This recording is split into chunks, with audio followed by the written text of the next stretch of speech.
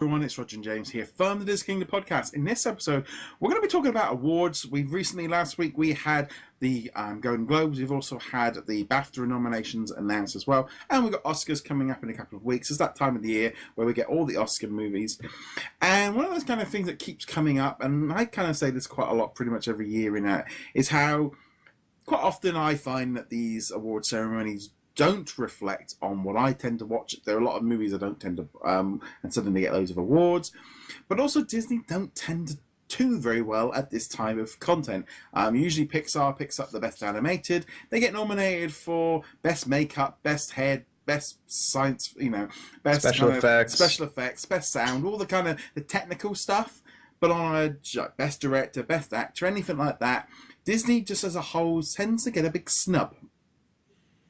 Yeah, and I mean, I think that's more in line with the fact that, as you kind of alluded to, what we watch, what the general public tends to enjoy the most, isn't what wins awards. Because when you're looking at Best Picture, Best Director, Best Actor, what they're really looking for are those heartfelt tales of, overcoming adversity and the true stories, like Molly's Game and stuff.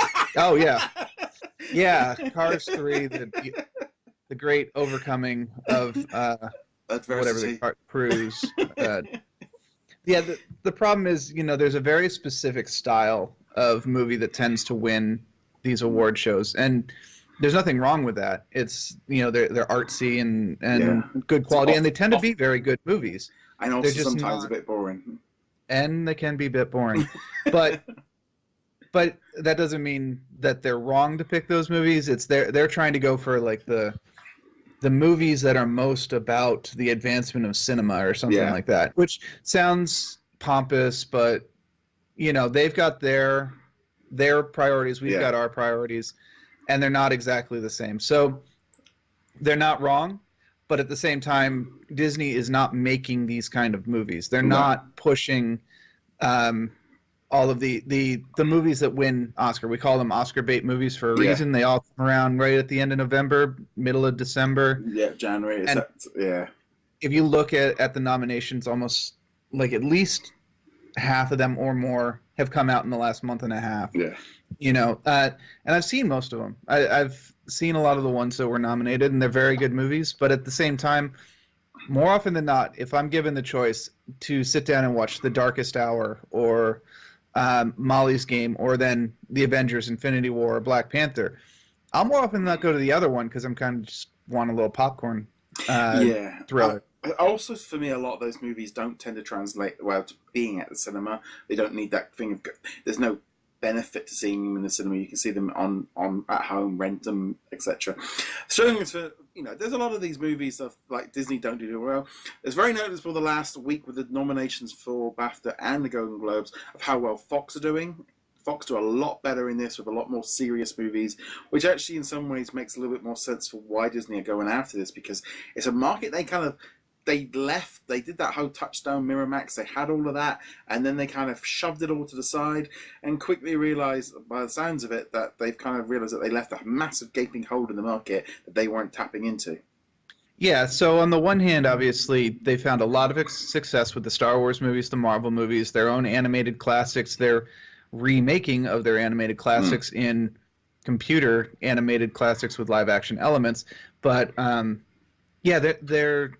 their financial success isn't turning into trophy success. And while the financial success is better overall, because that's what shareholders want, it's a very good selling point, a very good marketing point to go, the director who has 7 Oscars and, from the company that gave you last year's best film and all that stuff. So... it's definitely odd. I mean, the thing as well, a lot of these lower end movies, in terms of budgets, etc., if they do get not picked up for awards, it brings a lot of attention to them and can help sell them more. I think it can, that tends to help them with the home movie, the renting, the television market. It can help them boost them, because not necessarily taking this, but they don't need to take as much at the cinema because the budgets are nowhere near what they are, and winning these awards can be a big enough boost for those couple of weeks to get them some money. I just not even winning the awards, just getting nominated for the awards tends to be enough to give them a push. Like one of the movies that got nominated, or actually won for Best Director, was The Shape of Water. Yes. A movie that I'm not particularly interested in. It's not really something that intrigues me all that much, but my mom was like, "Hey, you want to go see The Shape of Water? It won all these awards." And like, well, all right, if you're paying, Mom, then sure, I'll go see it. Yeah, But that's good because that was actually that's a Fox movie. It's one of those. Isn't it? It's got like a merman or something in it. I think it's an alien something or other who forms a relationship with like it's either deaf or mute woman. I can't remember which. Yeah, it's this kind of thing of like it's definitely a separate market. The only thing that really bugs me about it is sometimes it can be a bit of snobbery with it, but also you kind of got on one hand you've got that, then you've got like the MTV Movie Awards, which is all popcorn and buzz. I just wish in some respect that there was a little bit more mix. You know, this thing of like, okay, Star Wars The Last Jedi, I can understand why that wouldn't get nominated because it's been so polarizing. But like something like Thor Ragnarok was a very good big blockbuster. It was smart, it was funny, it was different, it was unique. Yet again, you know, I mean, we see it with quite a few of the things. I think like Jodie Foster recently was like, oh, hate superhero movies and all this kind of thing. And it's like, you know, that's just because you don't like it, and therefore you're looking down on it.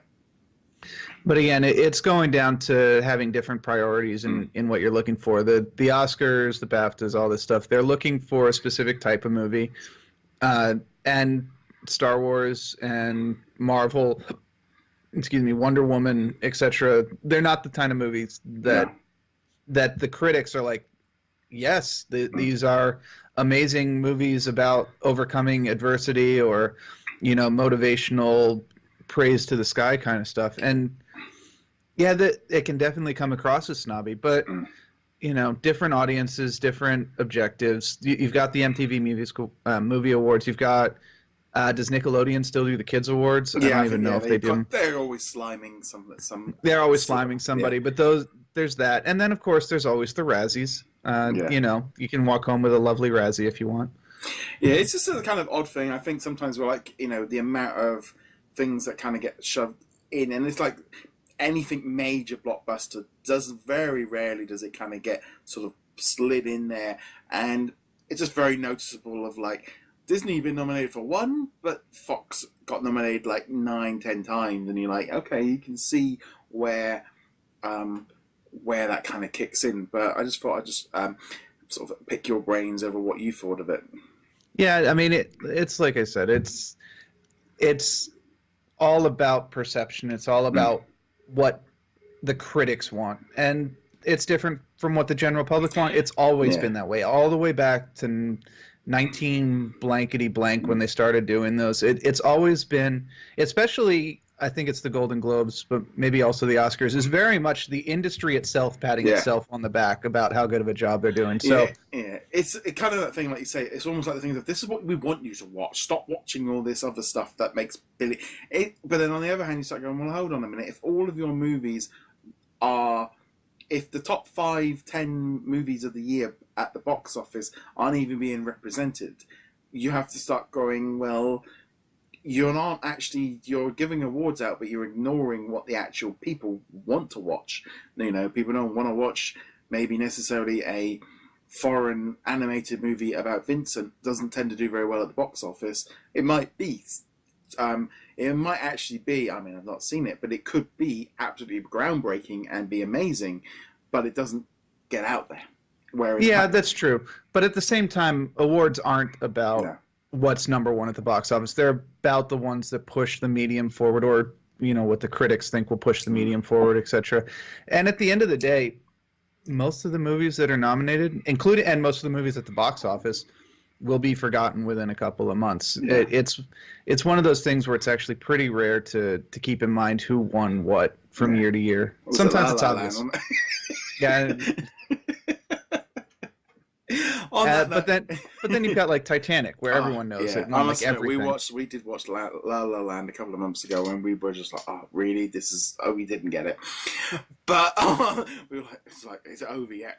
But on that note, we'd love to know what you guys think of awards and all of this kind of things. Let us know in the comments below. as per usual, go check us out over at DisKingdom.com. Hit the subscribe button if you are on YouTube or on the audio platforms. You can also go check out James over at HeroicLegacy.com. On that note, guys, thank you very much for joining us. See you guys soon. Laters. Later.